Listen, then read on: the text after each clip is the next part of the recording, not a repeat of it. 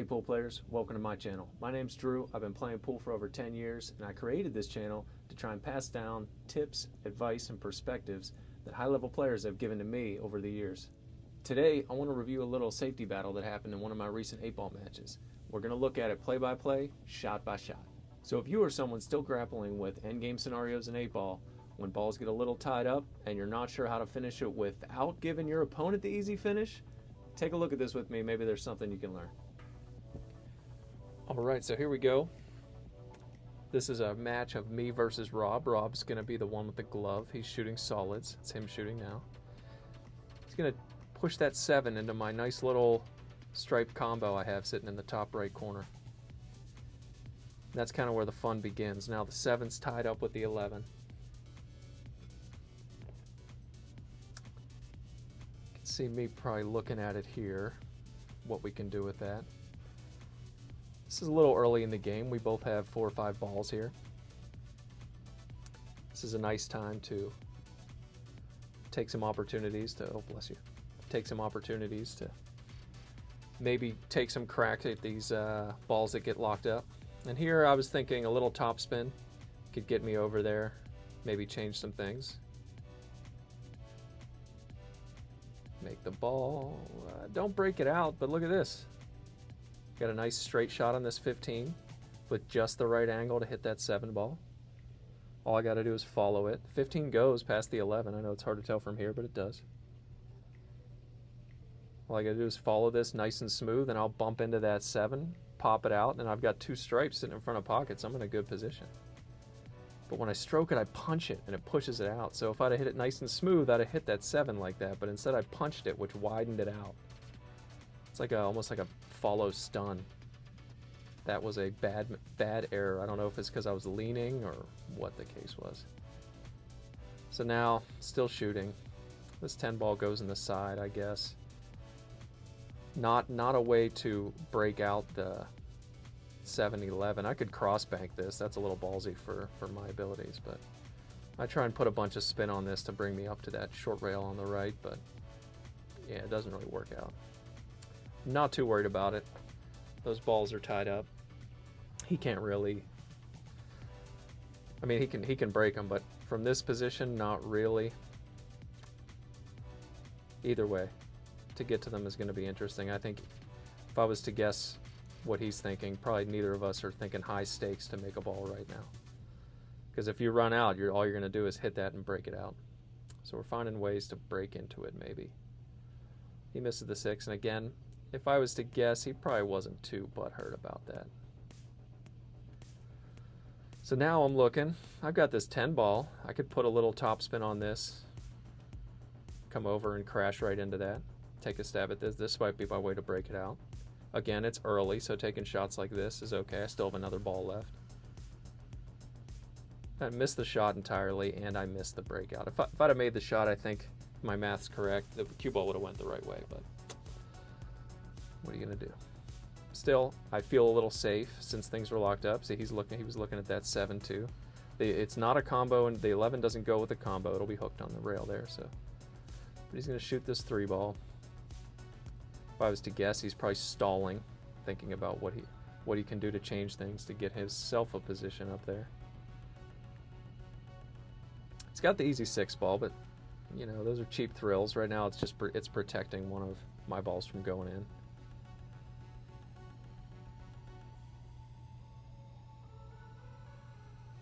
See what he does here. Okay, so he's going to bank the 1. Again, being that he's taking a bank like this, I'm going to kind of assume that he's not too worried if this does not go in. He just does not want to break things out over there. And look at that, the 1 actually ends up blocking the pocket for my 13 too. Now he left me one of my favorite safeties. So when you kiss off of your own ball, when they got a ball hanging like that, protecting it, and make theirs. It's great. It almost all the time will lock you behind your own ball, lock the cue ball up behind it. And look, I took away the 1 from him now. Unless he wants to kick at it, he's got to shoot the 7. And if you like that shot, you got to be on the north side of the cue ball up here. You can't do this from middle table.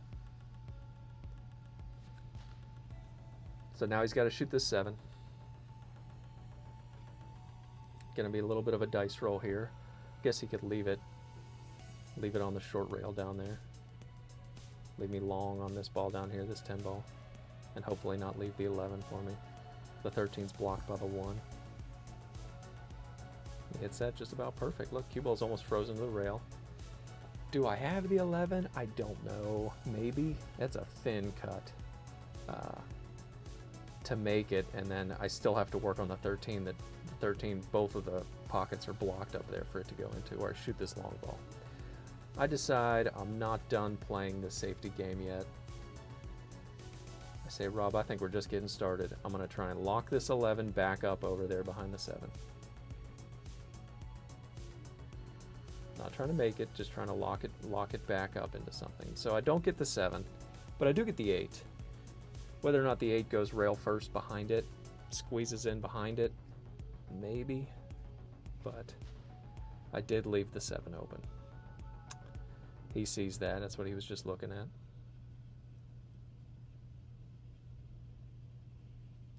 He's gonna look at it again here.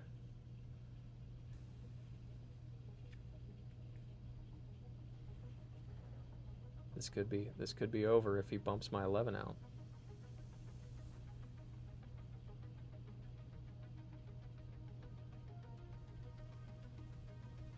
Makes the 7. Oh, but he locks up the 8 ball now. And now it continues. I guess that play I made before to get my 11 back in there might have saved me, maybe. We'll see. Now he's shooting the 1 ball. He can hit this with low and go wide to try and hit my stripe and break into that. Or he could hit it with top and come down 2 rails to come back up on it. Personally, I think I like top in this case. I don't like drawing that far away, but let's see what he does here. Okay, so he kind of tried to make it wide to crash into the stripe. He missed, so luckily he did not break it out. I'm sure he's relieved that at least he didn't break it out. I'm looking at that stripe now, the 11. Is this the time to safe on it now? You could go rail first. It's just a little dicey. Very high chance of breaking out the 8 and scratching. So not going with that. I just take the easy ball, and I'm going to probably just kick around this 11 ball. Theoretically, I make this. I safe with the 11. He safes with the 1. I safe with the 11, or I'm sorry, the 13 down here. We kind of kick these balls around. But I get courageous, and I think maybe I have an angle to go wide on an angle like this to come all the way up there and crash into this. He says, you know, I said, should I go for this? I mean, you went for the 1 ball. He said, I went for the 1. So, okay, I go for this. This is such a, it's so, got to pound this to make it go that wide.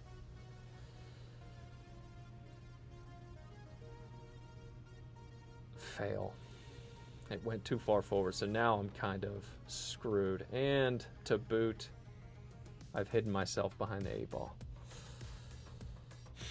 So from here, the 11 ball, sorry, is sticking out a little bit. I think I can clip it. I prefer to clip it after I make contact with the short rail. I feel like it's a little safer as long as it hits the rail, which it did.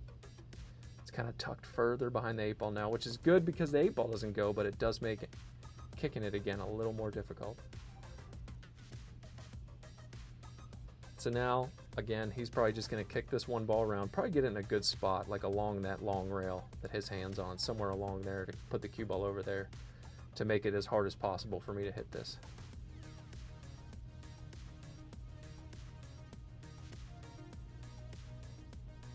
There you go. Whether he wanted to, you know, have the 1 ball bump it over there, I'm not sure, but I decided to say, no way, I'm not breaking that out. I'm putting the ball in you win this game. I don't want to lose it, you win it. And then when he sets a cue ball here, I realize I'm kind of screwed. This is a good play to get the 1 ball up north and put it in a position where it's going to help you and leave the cue ball on that long rail. And if he does, he's going to have a good place to, if he gets ball in hand again, he can use the 1 ball to break out to hit into the 11. But, oh, he makes the error. I mean, it's not immediately life-threatening because the 11 ball's still tied up, but the last thing he wanted to do was give me ball in hand over here. I'm sure he is still kicking himself about that. This is a very delicate shot. I'm just trying to snooker him behind the 11. I get the snooker.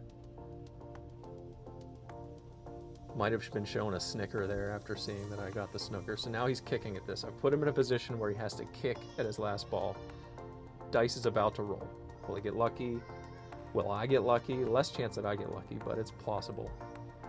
He could make this one and not touch anything, and the 8-ball's still screwed up. He could miss it entirely, give me ball in hand. I'd probably do the same thing again, unless I can get behind the 8-ball. He could scratch. There's a lot of things that could happen here. Survey says gets the hit, and it just opens it all up. You can tell he's frustrated by that. Leaves the 11 hanging with the 8-ball sitting right behind it. Yeah, classic. I try and dog the shape a little bit. So, what do you guys think? Did I get lucky, or defense wins championships? You ask me, it's all about a game of errors when you get into this. I personally like this side of the game where it takes a little bit of thinking. It's a little bit of chess play. You're looking at both persons' perspectives and not just running out and offensive. This is kind of fun to me. And again, when it comes down to this, I'll say it again, it comes down to who makes the errors. I feel like I made the first error by giving him the ball in hand on the 1 ball. And as long as he gets the 1 ball down there, good chance he's getting ball in hand again. And like I said, it would have been easy finish there. Unfortunate error, unforced error for him to not get that 1 ball to the rail. I got lucky in that regard, but I was able to still pull out a defense that got me into a position at the end. So I don't know. What do you think? Did I get lucky? Maybe. Let me know in the comments. All right, guys, so that'll do it for Safety Battles Episode 1.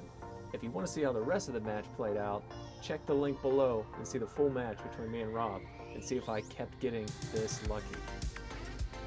If a breakdown of safety play like this helps you, let me know in the comments. I'm happy to release some more. We'll see what we can do in the future. Until next time, guys.